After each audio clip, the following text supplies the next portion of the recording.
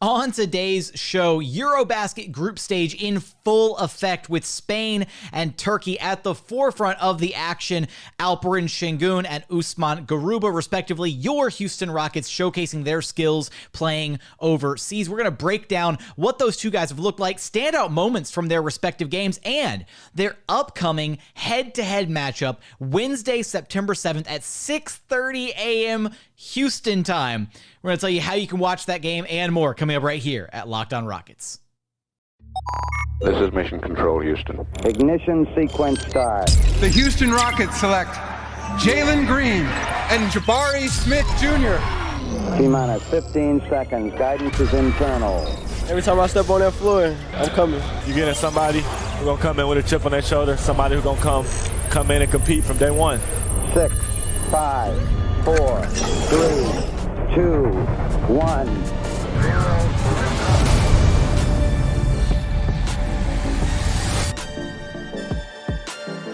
What's up, and welcome to another edition of Locked On Rockets, your daily podcast home for everything Houston Rockets basketball. As always, I'm your host, Jackson Gatlin, native Houstonian and credentialed media member. I'm also the host of Locked On NBA Mondays, as well as the host of State of the Rockets and Rockets Watch. Be sure to follow along on Twitter at JT Gatlin, and the show, of course, at Locked On Rockets. We are free and available on all podcast platforms. That's Apple, Spotify, Google, Odyssey, wherever you get your pods, you can get this podcast. We're also on YouTube. Go to YouTube, search Locked On Rockets. Be sure to like, comment, and subscribe.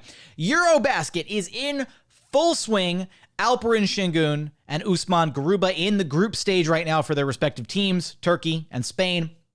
We're going to break down their performances, their play, what they've looked like, some takeaways from what we've seen out of those guys playing overseas. A lot of great stuff out of both of those guys. We're going to talk about all of that, as well as their upcoming head-to-head match. Alp versus Uzi. It is going to be must-see basketball. The only downside is it is at 6:30 a.m. Central Time. That's 6:30 a.m. Houston time. I will put the link to our Rockets Watch stream in the description. We will have the stream to this game. Myself, Roosh Williams, Dave Hardesty, Clutch fans, we will be watching the stream at 6:30 a.m. Houston time. It's really early to wake up, but I'll tell you what, we've been up early for some of these games for Usman Garuba and Alperen Sengun, and it's some high-level basketball being played. It's a ton of fun. I'll put the link in the description of the episode. You can come check it out with us, again, Wednesday morning, bright and early. Get some coffee, get some donuts. You'll be good. So let's talk a little bit. We're going to start with Alperen Sengun, because damn, has Alp looked good. Alp has looked fantastic playing for Turkey, and that's almost like, it's funny because he's actually had some games where he hasn't looked super great, but as of late, as of these last 3 games in a row, Alp has looked fantastic. He's the first Turkish player since 1999 to have back-to-back games of 20-plus points playing for the Turkish national team. So he's looked fantastic. In his last 3 games, he's posted 20 points, 21 points, and most recently 24 points in Turkey's win against Belgium. We're going to have to talk about the mess at the end of the Turkey-Georgia game that Turkey actually wound up losing by 5 points due to some really catastrophic stuff happening at the very end of that game. Cops were involved. It was a whole thing. But focusing on Alp's individual play here for a moment, he has looked fantastic, and he has added a lot to his game. I want to start with, first off, just how Turkey kind of utilizes him offensively. It's been kind of an up and down thing where it feels like some teams defend him a little bit differently. Other teams are a little bit more, okay with the idea of guarding him in single coverage. But one thing that we talked about the last time I brought up Turkey's play overseas and Alperen Sengun's play overseas is the fact that the Turkish team does not do a very solid job of getting him the basketball. It feels like very few players on the Turkish team can make a solid entry pass when Alp gets his man sealed in the post, and it feels like there's very little patience to wait things out and actually get Alp a solid possession down low. This most recent game that they played against Belgium, it felt like there was a renewed sense of urgency team-wide, from the coach down to the players and everybody that shared the floor with Alp, of how and where to get him the basketball for him to be effective. And it led to one of his most impressive games so far, where he posted a stat line of 24 points, 8 rebounds, 6 assists, and a block in 32 minutes of action. Again, largely on the way to a 15-point rout of Belgium, where I think the largest lead that Turkey ever held was 19 points in the game, but Alpi helped build up the lead, played the first 13 minutes of the game straight, looked great, looked fantastic. Turkey was firmly in control of this game, and then the lead started to slip away with Alpi on the bench, and then second half rolls around, Turkey jumps back out in front again with Alpi on the floor, and they're able to kind of coast to the finish line a little bit. In this game, Alpi showed, first off, again, he showed the ability to be kind of a focal point within the offense, and we know that he can be, and I'm optimistic that we're going to see that with the Rockets this next season.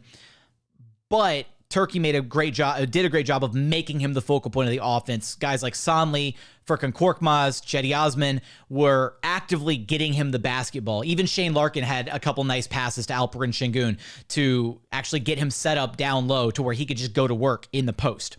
But the ability for Alpi to play off of Sanli on the Turkish team. Sanli's a big man, 6'11", 7-footer, and he's effectively a stretch 5. He can play on the perimeter. He can hit outside shots. And there was some kind of double big action where Alpi was posting up and would kick it out to Sanli on the perimeter, where Sanli had the ball on the perimeter, and because he was a big man threat to shoot the ball, he would drag his defender out to the perimeter. And then he was able to make some entry passes to Alperen Sengun. And that kind of mimics a little bit of what we're expecting Alpi to be able to do with Jabari Smith Jr. on the floor. I'm not saying Jabari Smith Jr. is Sanli. I'm just saying that Jabari Smith Jr. has that stretch 5 kind of spacing, or has that, that ability to stretch the defense out to the 3-point line to prevent easy double teams, right? To allow Alpi to be in position to really go to work on the defense and run a healthy dose of the Rockets offense through him. So that was fantastic to see. There was one post up that Alpi had where he was posted up and he whipped it back out to Sanli and he got a wide open 3. And I could not, in that moment, I was like, this is going to be Alpi to Jabari all season long. It's going to be fantastic. The other standout from this game was the fact that Alperen Sengun now possesses the Dirk Nowitzki fadeaway. And he has hit multiple fadeaways over these last handfuls of games, but in this game specifically, he did it a couple different times where he would back the defender down, turn just enough, and hit the one-legged, knee up, boom, bucket fadeaway. And if Alpi has that move in his bag now, put the league on notice, because his biggest offensive limitation is the fact that he can't really play over the top of other longer, bigger centers, right? He relies on his strength and his array of moves to back somebody down, get them under the basket, right next to the basket, and then his patience to finish in and around the rim, right? Or to draw a foul. This mid-range shot could be the thing that really unlocks Alpi offensively. If he has this in his bag, and I do think that against some longer defenders, right, like a Joel Embiid type, it's still going to be really tough for him to body, fade, and get the shot over the top. But against guys that are closer to his height, against guys that are, 6'10", 6'11", maybe 7 feet, guys who aren't complete freaks of nature as far as their wingspan is concerned, what have you, their athleticism, this is going to be a great shot for him to have in his arsenal, to where he no longer has to overpower a defender or beat somebody off the dribble, right? Fake a dribble handoff and drive to the rim, or back somebody down and get fouled at the cup. If he has this mid-range shot, I really think it's going to unlock so much more of his offensive game, and seeing him bust it out routinely throughout EuroBasket has been easily one of the most impressive developments of this offseason for his game specifically, and just in general, because I do think this is going to be a very, very big development for him moving forward to, again, really open up the rest of his game offensively.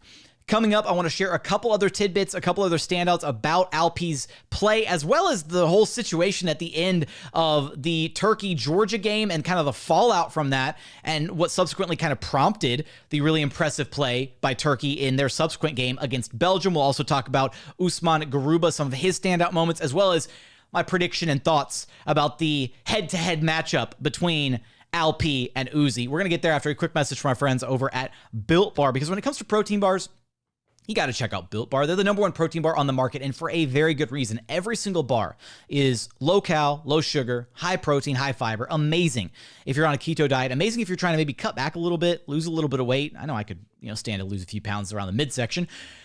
Every single bar is coated in 100% delicious chocolate. They're not like gritty or chalky like other protein bars on the market. They're soft, they're easy to chew, and they come in a variety of incredible flavors. You got raspberry, strawberry, salted caramel, cookies and cream, mint brownie, peanut butter, coconut. My personal favorite is the coconut brownie chunk, but you really can't go wrong with a single flavor on their menu.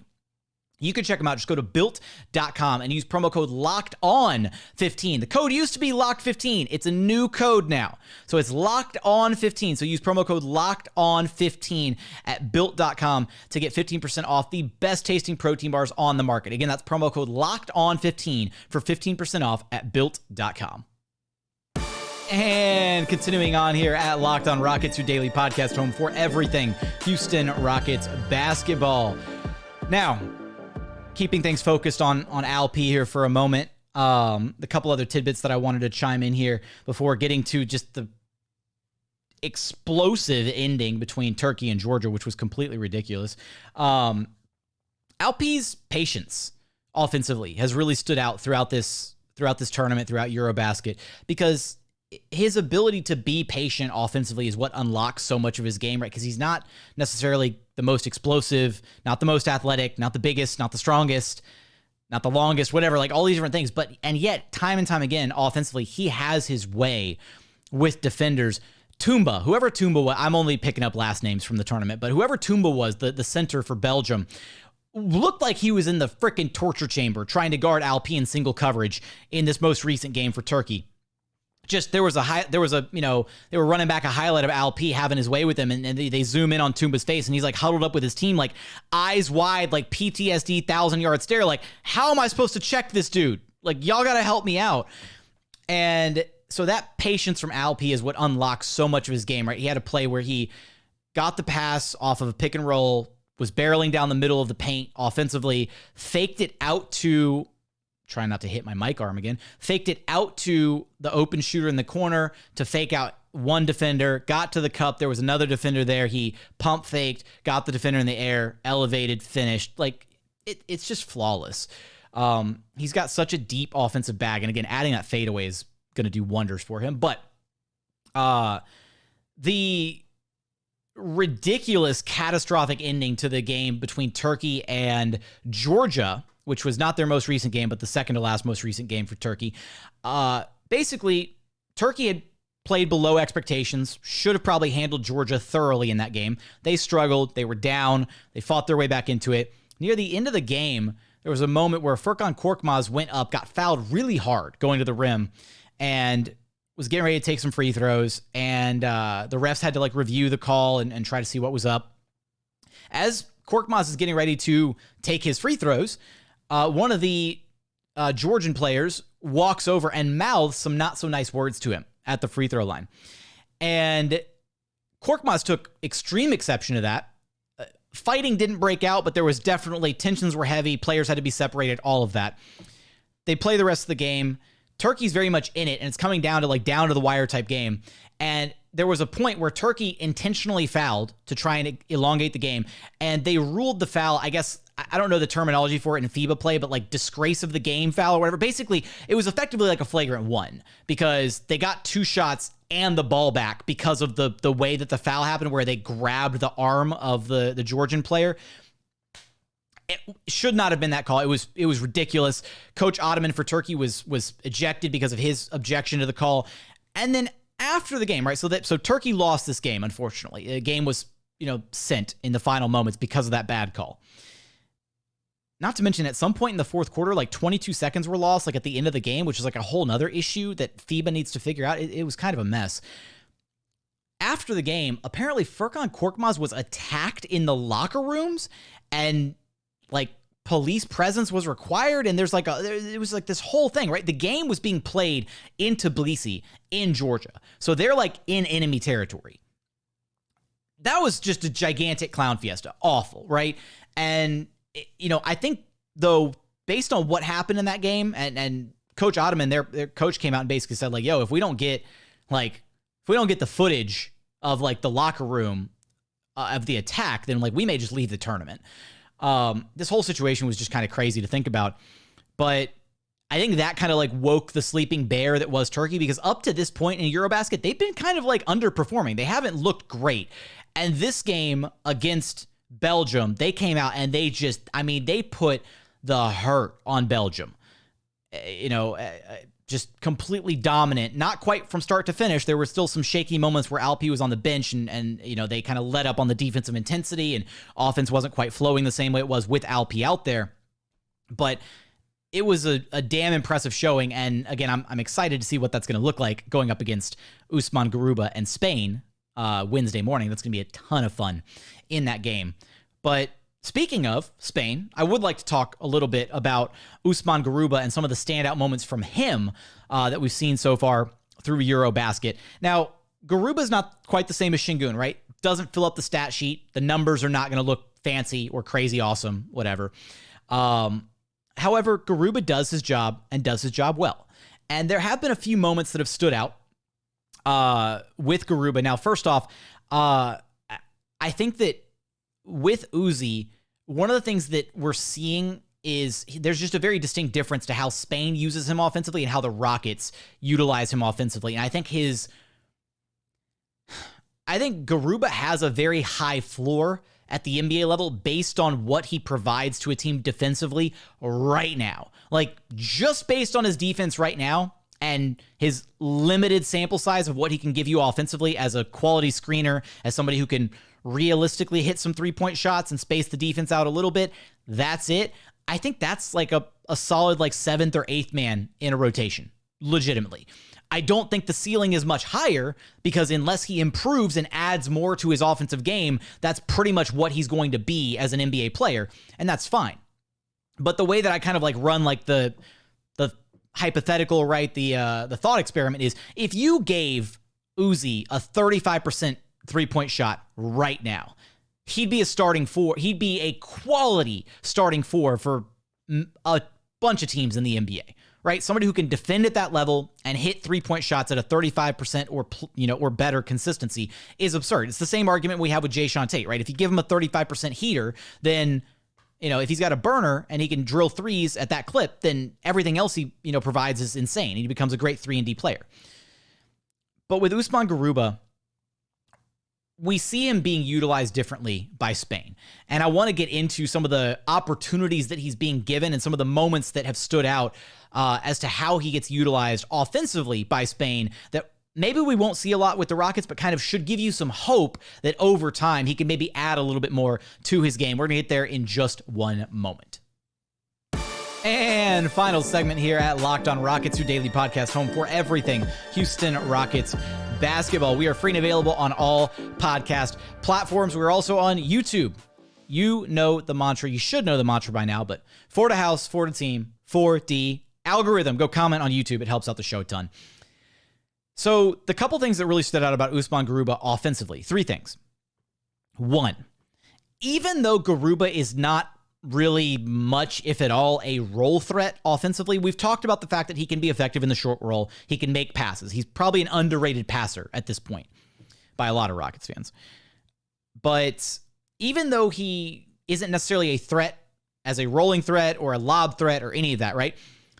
Instinctually, defenses still check him on the roll, right? He still has rolling gravity, even if he's not actually a threat to do anything with the ball at the rim if he receives a pass and is, rumbling towards the basket. And I've seen that play out way too consistently throughout EuroBasket for me to not think that it should translate back to the NBA, right? Because your instinct as a defender, right? If you're guarding and you see the pick and roll going down, you're on the wing, you're checking somebody out on the three-point line, and you see a big man go rolling to the basket, and he's about to get a pass and basically have a wide open lane to the basket, you're going to want to dig and cheat over a little bit to try and help cover him, right? That's your rotation. Now, a quality defender, right, is somebody who's doing their homework, who's read the scouting report, would know, all right, they probably have Garuba. I don't need to worry about checking him in the pick and roll. Stay home at your defender. But because of that, and because of that just instinct of wanting to help, wanting to cheat over, players who are not as disciplined as they should be on the floor, Garuba still has rolling gravity. And we've seen that play out a lot for Spain throughout EuroBasket, where Garuba rolls to the rim and either A, gets a pass and immediately whips it out to the open shooter, or B, sucks in the defense a little bit just because he's rolling to the rim, because he sets a good hard screen for the ball handler, rolls hard to the rim, and then whoever the guy checking the corner is instinctively wants to come in and be the help side defense, right? And then boom, kick out pass, wide open shot. So that's observation number one.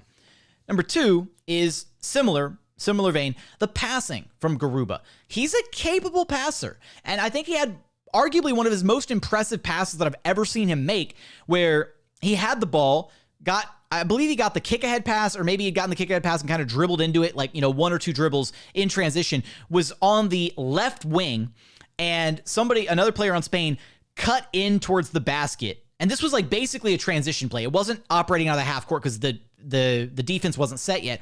And Garuba whipped a one-handed cross-court pass to a cutter on the way to the basket. Guy grabs the pass. It was maybe a little off target, right? Like it had the opportunity, like it could have sailed past him out of bounds, but guy receives the pass, goes up, easy layup for two at the rim. And Garuba had the ball for maybe like a second tops before making that read. Like, caught the pass, kick ahead. He might have taken one dribble if I remember, I can't remember off the top of my head, and then immediately whipped it to the next man. So his passing ability, right, his ability to see the floor and his processing speed is pretty solid overall. And that makes me think that, again, that level of IQ and situational awareness makes me think that he can bring more to the table offensively, and that there's maybe more than meets the eye right now with him. And the last part is, right, again, he's super young, right, still super raw. He can improve the offensive game over time. Like, I don't think it ever has to be a focal point of his game.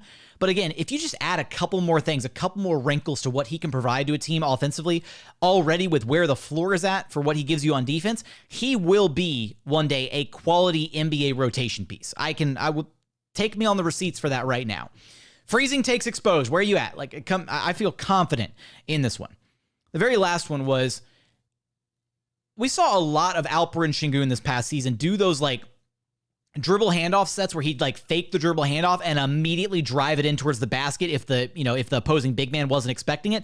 Garuba had a play basically like that, where he was getting ready to hand off the basketball to somebody, and he just, on a dime, like he caught the ball and didn't even get into like the fake dribble handoff, just caught the ball, turned like he was going to hand off, and then spun back the other direction and completely surprised his man off the dribble, got to the rim, completely smoked the layup, but it was still an impressive play because it was an opportunity that showed like, hey, Garuba can do some of these little things, right? Maybe he's picking up on some of these things from Alperen Sengun, right? Having played, his rookie season with him, and as those two play with one another this next year, maybe they're able to teach each other some things, right? Maybe Alp becomes a little bit of a better defender because of Garuba. Maybe he teaches them some things on that side of the basketball. The inverse, maybe Garuba picks up some of the things that Alp can do offensively. And it's not that they need to, completely mimic each other's games. They don't have the respective skill sets to do that. But by growing and learning and experiencing playing with his teammates, he can, pick up some of these little tendencies. And so that little moment was like, hey, like Garuba can do some stuff, right? Like he can attack, right? He can finish around the rim, and yeah, he smoked the layup, but like the ability to then get to the rim and do that is still impressive. So I think there's a lot of potential there. Like I was a little down, like my expectations for Garuba kind of waned, especially when he wasn't available for Summer League. That was kind of a backbreaker where you're like, man, would have been so cool to see him play and just to see what he could bring to the table and see him, alongside the other, some of the other really young, exciting pieces for the Rockets. And it's unfortunate that we didn't get that. I'm still very confident that he's going to get a solid chance this year backing up Alp. The organization is incredibly high on him, on his potential, what he can bring to the table. So yeah, it's going to be a lot of fun to see how it plays out. But what else is going to be a lot of fun is Alperen Sengun and Turkey going head-to-head with Usman Garuba and Spain, 6:30 a.m. Central Time, Wednesday morning. You can watch it with myself, Roosh Williams, and Dave Hardesty as part of our Rockets Watch stream. We're going to have the game fully available. We'll have us up on stage commentating, talking about the game, what stands out to us. We'll have a live chat feature. It's a ton of fun. If you haven't experienced Rockets Watch yet, I highly suggest you come check it out. It's a ton of fun. We actually just had a rewatch that we did with Craig Ackerman, where we had Craig commentating the game on the rewatch, and then we had Craig up on the stage with us. It was like Craigception. It was fantastic. But Craig shared a bunch of awesome stories, some insight, his thoughts on the team this next season. It was a fantastic experience. Follow at Rockets Watch on Twitter. That's where we yell about all the stuff. I will put the links to the Twitter and the room in the episode description. My prediction is Turkey. I think Turkey's going to come out on top. I think they are playing on all cylinders after, kind of Georgia poked the bear a little bit, if you will. And I think Ottoman found something, Coach Ottoman for Turkey found something special by starting Sonley and Alperen Sengun together, and hopefully that happens again against Spain. Both Dave Hardesty and Roosh Williams have picked Spain to win this game, so it's a 2-1 against me. So we'll see how this plays out. That's pretty much all I got. Yeah, I'm excited for the game. It should be a ton of fun. We're obviously going to talk about the results from the game. We have an Alperen Sengun episode coming up with Alikhan where we're going to focus on his game, some of the things that have stood out, and some of the expectations we have for him moving forward with this Rockets team this next season. So that'll be a ton of fun. Be on the lookout for that. But that's going to do it for today's episode. What I want you to do is, if you're watching any of Alperen Sengun or Usman Garuba play overseas, give me your thoughts. Give me your thoughts about what stands out about their play in the comments on the YouTube page. I do read each and every one of those every single day. But as always, thank you so much for watching. Thank you so much for checking out the show. If you haven't done so yet, please consider subscribing wherever you listen to your podcast. That's Apple, Spotify, Google, Odyssey app, free and available on all platforms. We're also on YouTube, said it a couple times. But go to YouTube, search Locked On Rockets, like, comment, subscribe, all that good stuff. But as always, thank you so much for watching. Thank you so much for listening. We look forward to having you back right here at Locked On Rockets, your daily podcast home for everything Houston Rockets basketball.